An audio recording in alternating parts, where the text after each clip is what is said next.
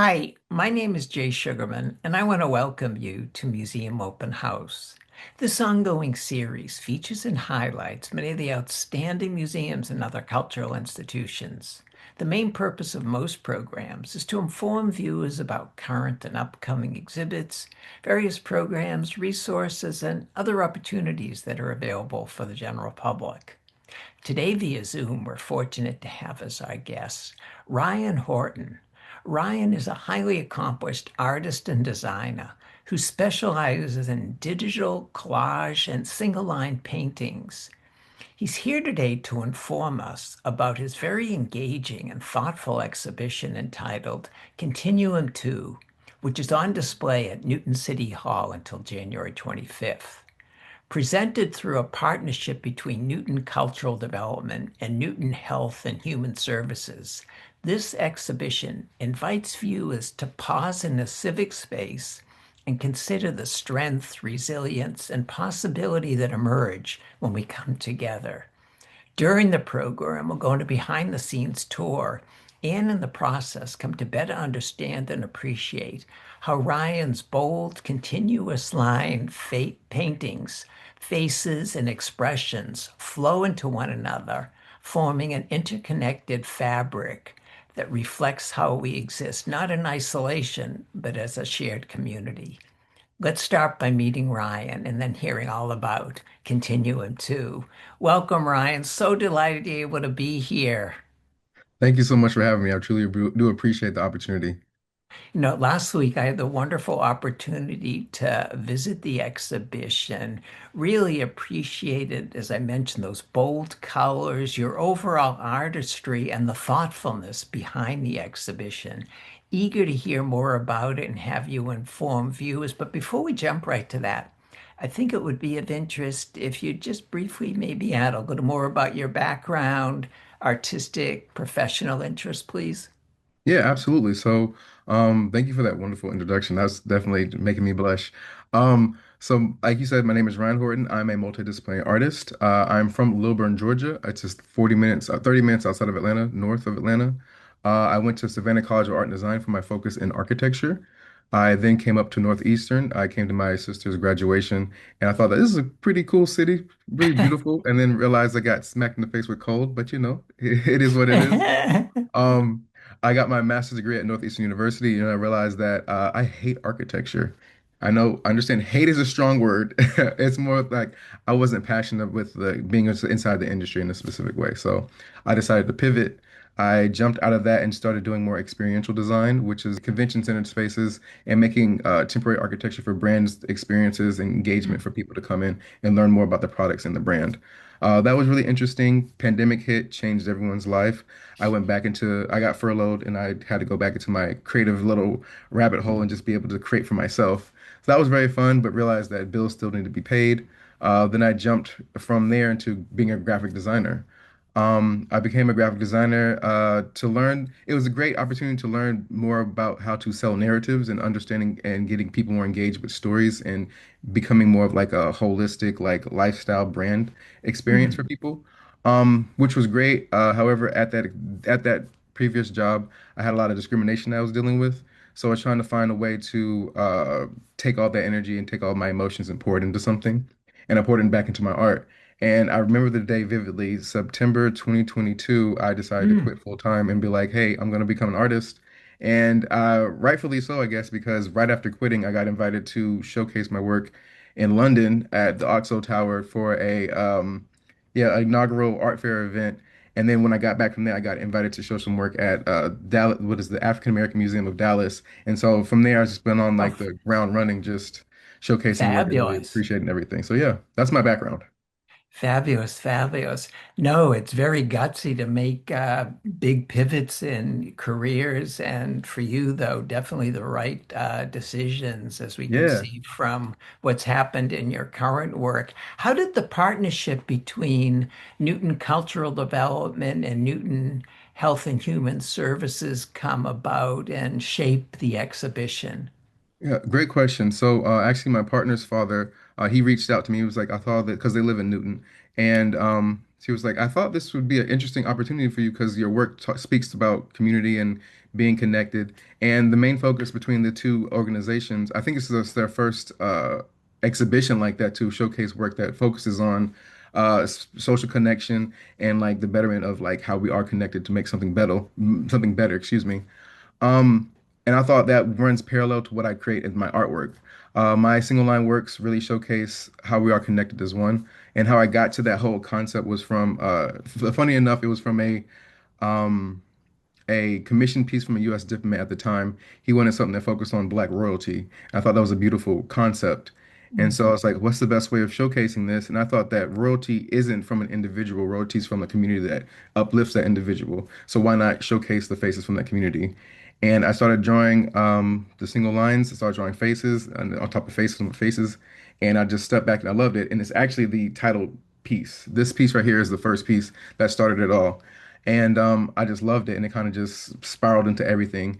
And so, highlighting community is something that's always been passion of mine, and making sure that I'm able to uphold and tell other people, have a platform that tells other people's stories around me. Would definitely want to hear more about your process as we go through and see some Absolutely. other examples. But first, what does it mean to show this type of exhibition, your work, in this civic space versus a gallery? That's a great question as well. So, I've thought about this a lot. Continuum One was actually seeing how Continuum has become what it is. Continuum One was done at Endicott College within their Center for Belonging, and being that it was in an institutionalized space, and then seeing it come into this manipulable space, it's such an interesting dynamic of the two of having one being in a schooling environment, an education environment, trying to learn your community and learn who you're trying to like grow with as a society, and then coming into more of a manipulable space that allows this. There's always a divide architecturally. Speaking of like how city halls are, the much more cold, much more like rigid lines, and Hmm. doesn't really invite some people into the space. However, it's there to be for the people. So it's interesting that I want my work within this space to be able to break that divide and allow the constituents to come into the space and the people who work within the space to come together and see that they're able to create something that is for the community and focus on the community to make a better environment for everybody. Now, what a incredible example and correlation, because you think about the diverse constituents, people who come into some place like the town hall. So just a natural fit with this type of exhibition and the overall meaning. We're going to move on to some fabulous Yes. examples that viewers and others can enjoy at City Hall. And just start by saying a little bit more about what drew you to this continuous line drawing and how that's taken you for this approach, together with the credible colors that you bring into your work. Thank you. So what got me here was I'm an overthinker. I overthink a lot of different things. And in my artistic practice, I have, like you mentioned before, I do digital collage, single line paintings, and a newfound love is installation works.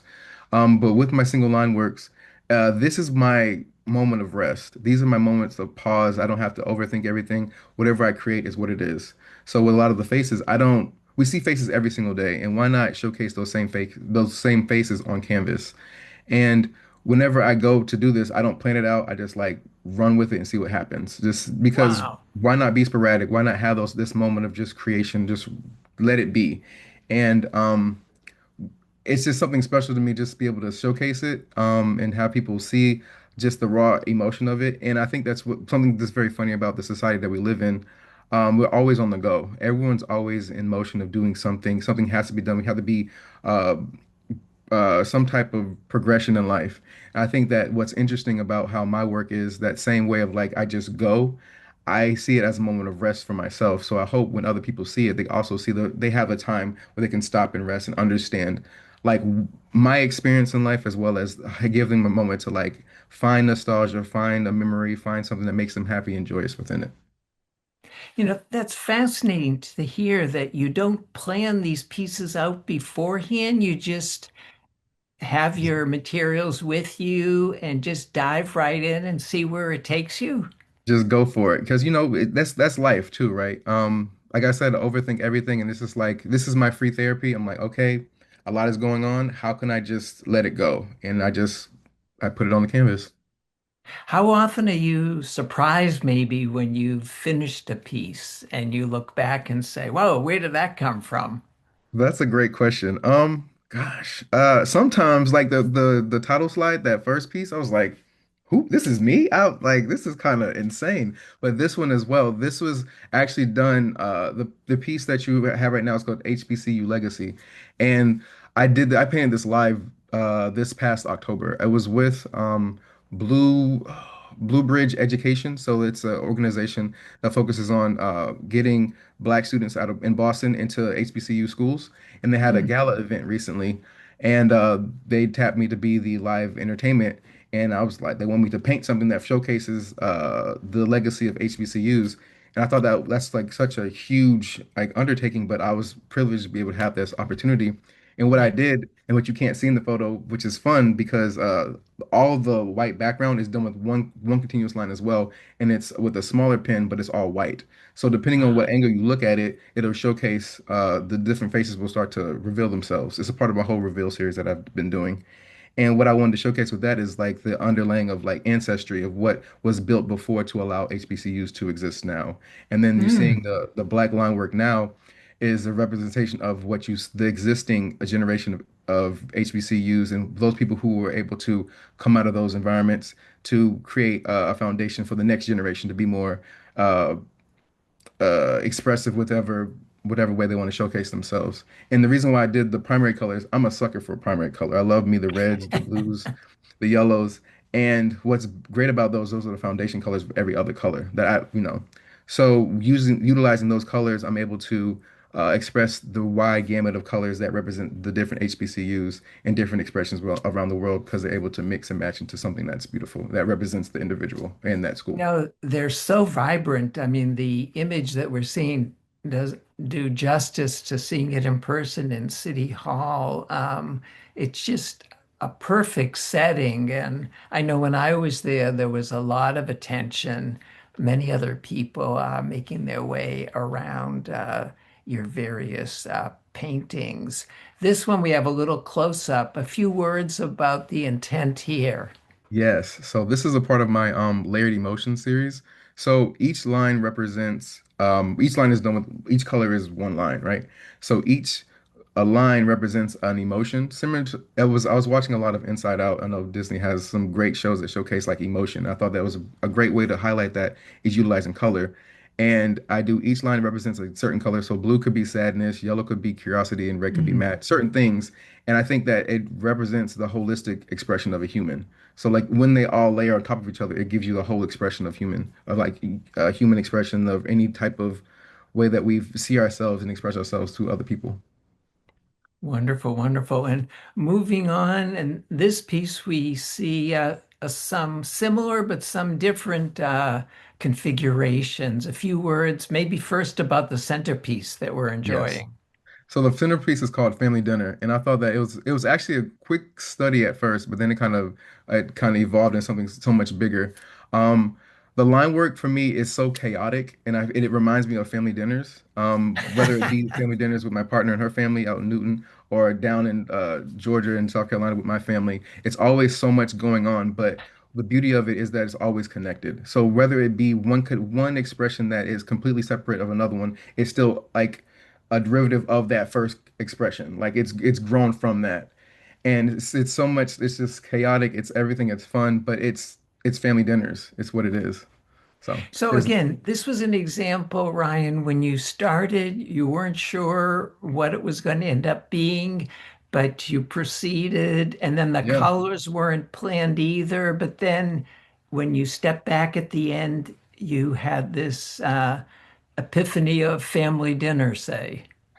Absolutely. Yeah, it's so funny because like at the first one is the one at the top right, and it's like that's like a face. You can see it, and then it starts to break down into two other faces. It could be like two people having a conversation. Then there's a smaller face that represents it could be like childhood and like them being able to express themselves freely. And it's all just grown from what happened at the beginning. And then like the big green square almost reminds me of the dinner table and seeing like people reaching across it and always interacting is something that's always just chaotic, but it's still always like some type of method to the madness.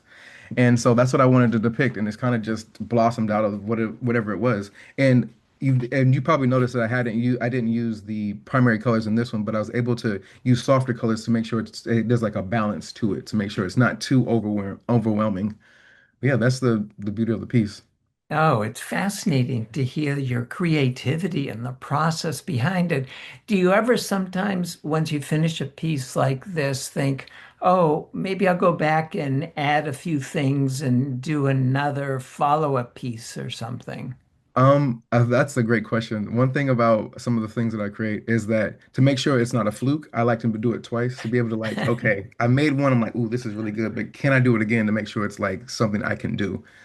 With this specific one, I have never tried to recreate it because it's a lot of endurance, to be honest with you. A lot of people are like, oh, it's one line, and I kind of hate telling people how long it takes because it can take minutes, compared to like, the experience of art. People think the process is this long, and it can be. But for some exercises, it's just like I did a 12-foot long backdrop, and that took 6 minutes. And people are like, well, like, how do people then value that? It's such an interesting conversation after that, but it's it's my expression. It's what I do. No, and it's fascinating to hear, like you gave the example of attending an event and doing a piece related to the organization and being able to do that in any number of occasions and to do it so well and so quickly is a true talent. Thank you. I appreciate that. Thank you so much. Now, this next one lets us focus a little more on some of the images we just saw to the side. What have you considered here?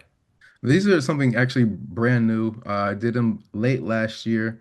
Um, and it's just a series of just simple expressions, like human expressions. Well, like I said, I'm a sucker for like the primary colors. I'm also a sucker for primary shapes, things that we all can have a connection to or can relate to. So like whether it be the triangle, the round mound, or the square, it's just different shapes of humans, like different body shapes that represent how we are. And we also have these like something very playful, something very light and just how we move. Like, what's our movement like? What are our movement patterns like?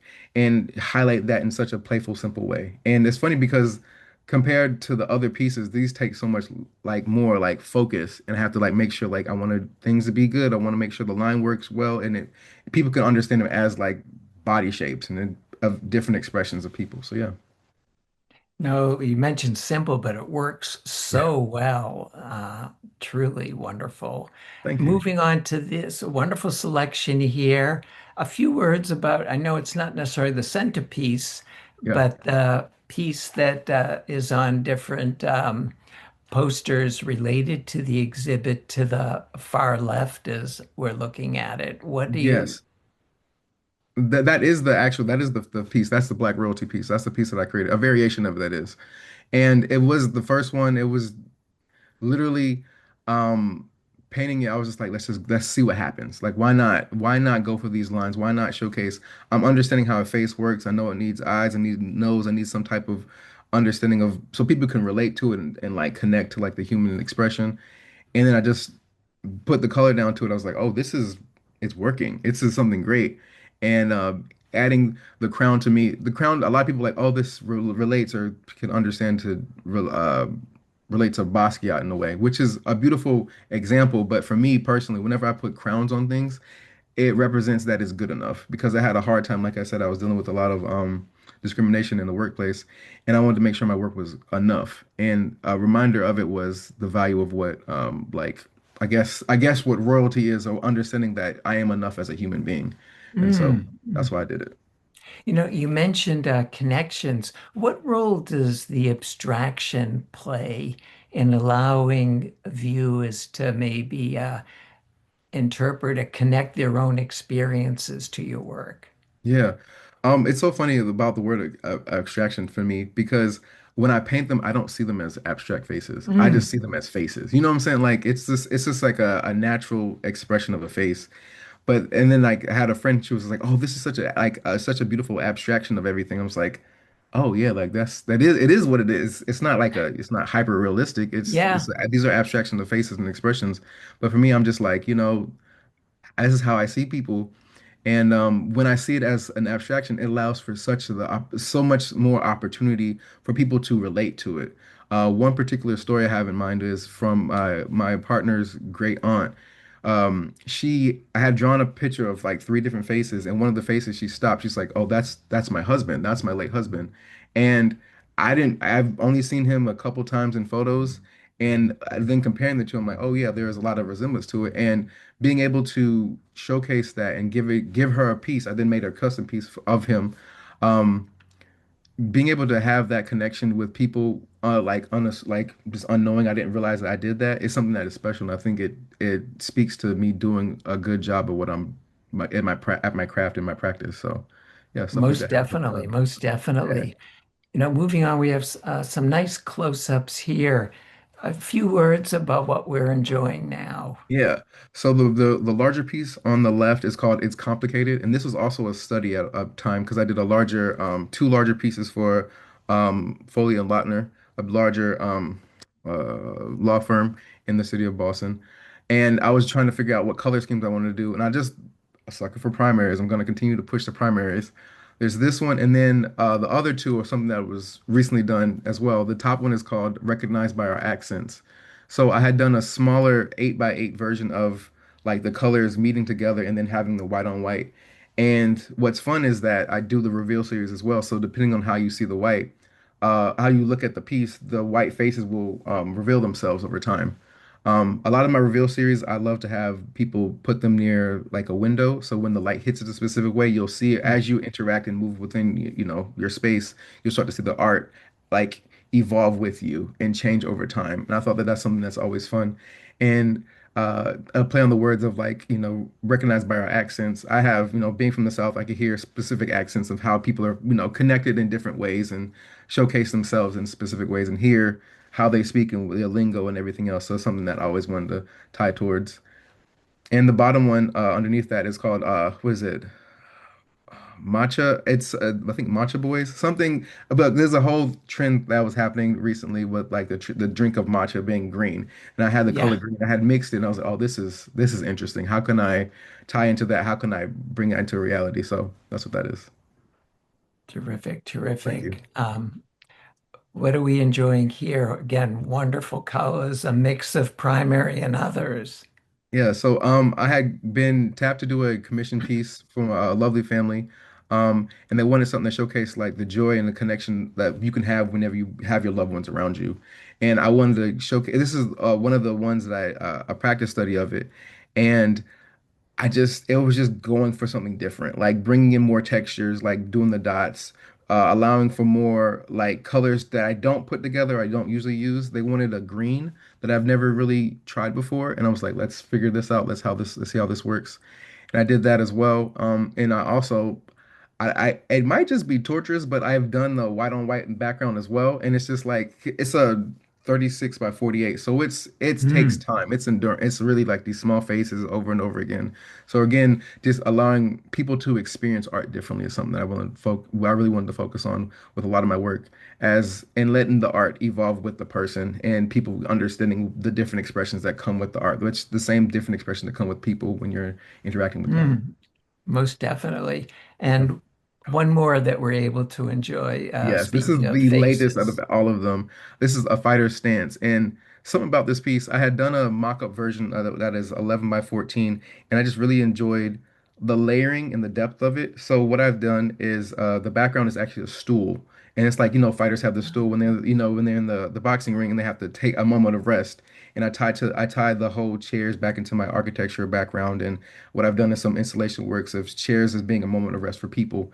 While it can be like really the whole discovery of the discomfort and comfortable environments, because the chair is supposed to make you feel comfortable, but they could, depending on the environment, it could be something that's more like hectic and more like uncomfortable. So a fighter, like this is my moment of rest, but like a fighter has to be able to be ready at all times because they have to react to what another boxer is doing to them. So it's more of that. It's the layering effect of the person expression and being the fighter being more than just a fighter. A fighter is more is more than just their activity. There's so many different layers, so many different complexities to the person, and I wanted to bring that to the piece.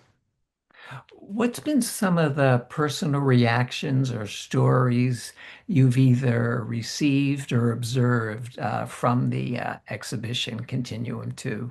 It's so funny. A lot of people who were when I was installing it, a lot of the workers were like talking about like, what? This is so different. Like, because you usually, I guess, within the environment, you usually see people do more like there could be more watercolor artists that are in it. There could be more people that focus on what is seen outside the door. So I think there's a pond across the way, a lot of pictures of that, and it's just being such a drastic change is something that people have really enjoyed and welcomed in and are really excited to hear me talk more about it. So it's been a warm welcome. It's also lovely just to see people's like follow the lines. I love when I say it's one line and they get shocked. And I was like, yeah, it's one continuous line. This is what I do. And you just see them for like a solid 5 minutes just following the line, trying to find everything and see how it all connects. And then when they see it, this is like, wow, this is something really special. So that's always been something that I've appreciated whenever people see it and they stop and talk to me about it. What do you hope viewers carry with them, even long after they've enjoyed the exhibition? I think a couple things. I think one, I want to make sure that people understand that they can do it. I hear a lot of people whenever, being an artist, a lot of people are saying like, "Oh, I'm not creative. I don't have a creative bone in my body." But like, I honestly think it's nurturing. You have to nurture the creativity that you've had because we've all been, one of my big things and inspirations are crayons. Like that's something that we've all been introduced to in a way that allows us to just express ourselves wildly. So why not tap into that same childish joy, that same maybe uncontrollable like need to do something, create something. Why not tap into that and be able to create something? And I also want people to understand that they're able to connect to one another. And I want my art to be a bridge that connects people in larger communities to understand that we all affect one another in many different ways that we express ourselves because each of the expressions of the piece are at some point in time will affect how the other pieces are affected, are expressed, excuse me. Yeah. While this program will air just a little after January 9th, but you have Mhm. an upcoming reception about the exhibition then.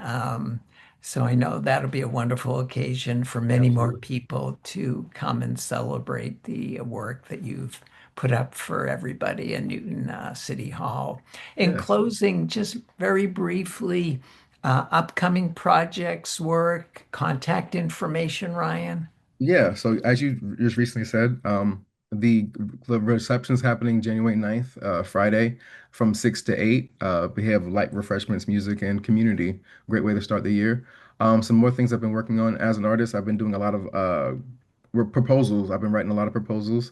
I've just recently installed a public art installation in the city of Lowell last May.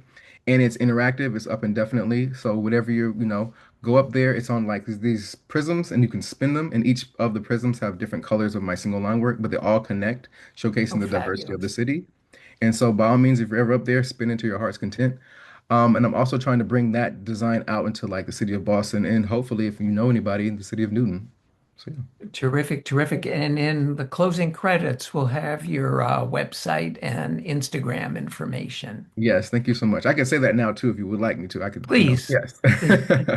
So you could follow my work at www.hortoniconicdesigns with an S.com. And on Instagram and any social media, it's iconic.dsgns, like iconic designs. Yeah. Wonderful, wonderful. Okay, well, Ryan, this has really been a pleasure, a treat. Enjoyed so much not only seeing your work again, but hearing the whole process that you go through behind it. Very thoughtful and creative. And thank you for sharing with us and continued success with future endeavors. Thank you so much, Jay. I truly do appreciate it. Also want to thank those of you watching for joining us and hope you'll be able to tune in next time.